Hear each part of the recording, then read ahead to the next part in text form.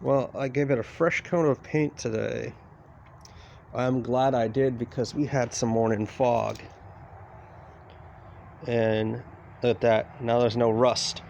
I have to protect these because no one really else, besides Model T enthusiasts, like it. But majority of people my age in their 20s don't really like the Ford Model Ts to drive around. They admire them, but they don't want to drive them. So I have to protect the T's. Now I need to get more rust paint, spray it up and down some more.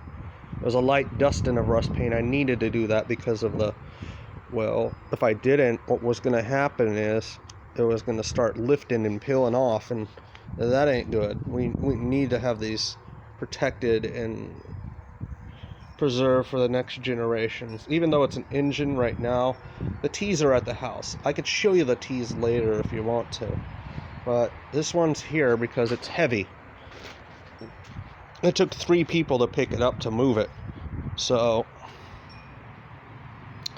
it's best.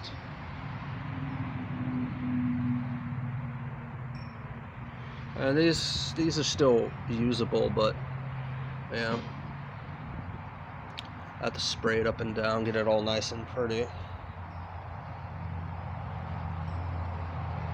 I need some more paint. I wasn't able to finish it completely. The other underside needs to be painted, and then, well, you know, I guess it's just how it is. I wish I had a cherry picker I can put it on, but you know, I don't have that either, so I just gotta just deal with what I got. I have a rear axle, but I need to hook up the rear perches and the front axle, and then I can slide one of these and bad boys in there. But anywho.